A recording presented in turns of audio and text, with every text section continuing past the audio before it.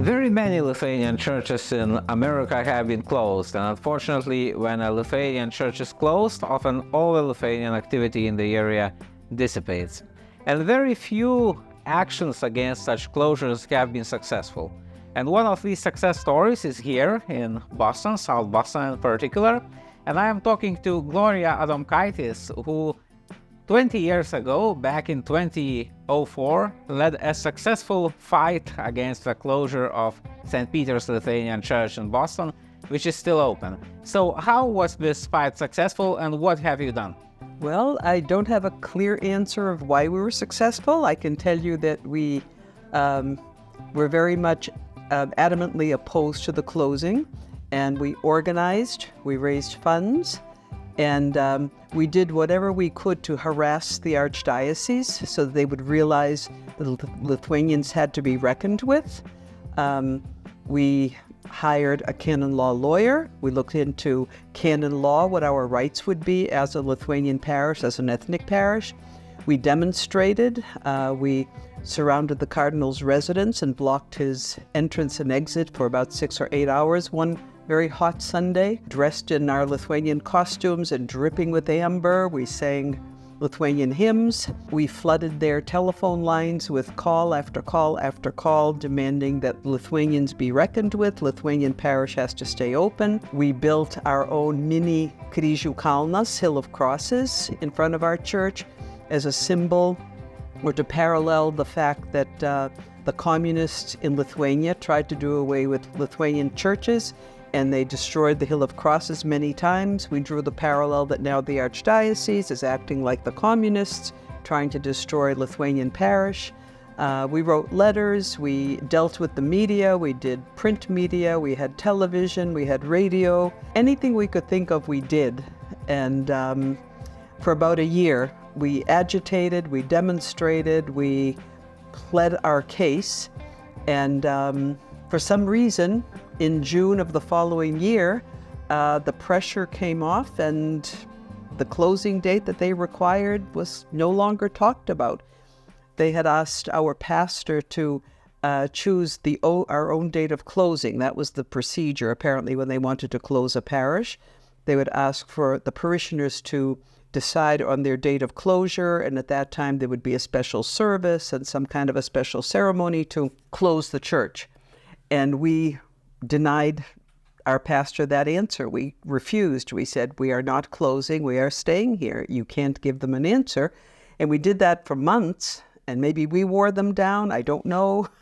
Maybe the bad publicity in the archdiocese at that time wore them down. It's hard to say, but whatever happened, 19 years later, we're still here. We're very happy to be here. Yeah, and we are very glad to visit the church and go to the Mass there with our Destination Lithuanian America expedition there.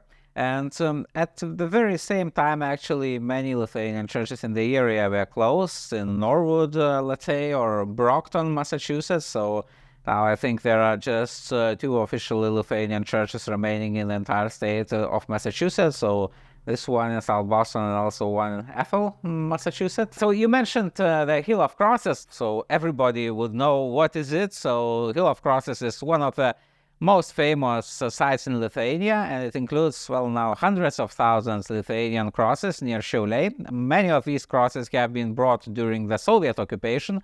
So Lithuanian people actually protested against the Soviet occupation this way. And that small version of Hill of Crosses that you can still see at the South Boston Lithuanian Church is like a wall of crosses where people of Boston, Lithuanians of Boston, also brought these traditional Lithuanian crosses, which are still visible there. And in fact, these traditional Lithuanian wooden crosses are now inscribed by UNESCO as an immaterial heritage of the world, immaterial world heritage. So if you want to see the world heritage here in Boston, you can go to South Boston and see some examples at the Lithuanian church there.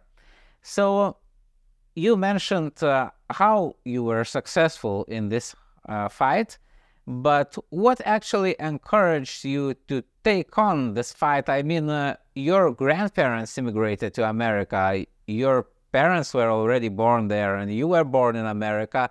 So what encourages you to take part in these activities, to say that church which is already more than 100 years old? Well, the church and the parish was always part of the Lithuanian community when we were growing up. At that time, Lithuania was under Russian occupation, so we felt it was our duty to free Lithuania or do what we could do here in the United States to keep Lithuania's name in the forefront. So that meant speaking the language, it meant doing the folk dances anywhere we were invited. It meant broadcasting information about Lithuania. It meant going to Lithuanian scout camps and singing Lithuanian songs and learning about Lithuanian history and culture to keep it alive, because the Russians were trying to squash everything. So it was our duty, it was our goal in life. We had to be Lithuanian and show that we were Lithuanian so that Lithuanian heritage would not die out. And it was just became a natural kind of thing. You grew up in the parish, you belonged to a Lithuanian folk dance group, you belonged to Lithuanian Scouts, you sang in the Lithuanian choir. It was just part of who you were, your identity. And I've continued it, and my children continue it, and my grandchildren so far continue it. So how to explain it, I don't know. It was just inbred. You felt you had to do it. We have visited the South Boston Lithuanian Church the first time in 2017. At the time, we added it to the map of Lithuanian Heritage Sites of America, which is available at map.lithuania.com. And when we revisited it this year, we noticed that there is one additional plaque added on the entire facade, which says that the church was built by Lithuanian immigrants at about the same year, actually, when your grandparents immigrated. So that would be 1904. 1904. Yeah. So how about this plaque? How did you manage to put it up there, and why? Well, knowing the future is never sure. You don't know what's going to happen next year or 5 years from now or 10 years from now. And it's very important for us to make sure that the community in South Boston and the wider community in Boston know that Lithuanians built that church, that that was a Lithuanian parish, that Lithuanians lived and thrived there. So the Friends of St. Peter Lithuanian Parish, a group that was organized to fight the closure, spent money to have the sign designed. And we could not say St. Peter Lithuanian Church because in the Archdiocese of Boston it's officially listed as St. Peter Church, parentheses, Lithuanian. So we had to call it just St. Peter Church, but then we put that second line that said, built by Lithuanian immigrants, 1904. So forevermore, as long as that building stands, we assume that sign will be there to proclaim to anybody who cares and anybody who never knew about Lithuanians that Lithuanians were there, we lived, we thrived, we built a church. So it propelled us to do that, and we're happy we did.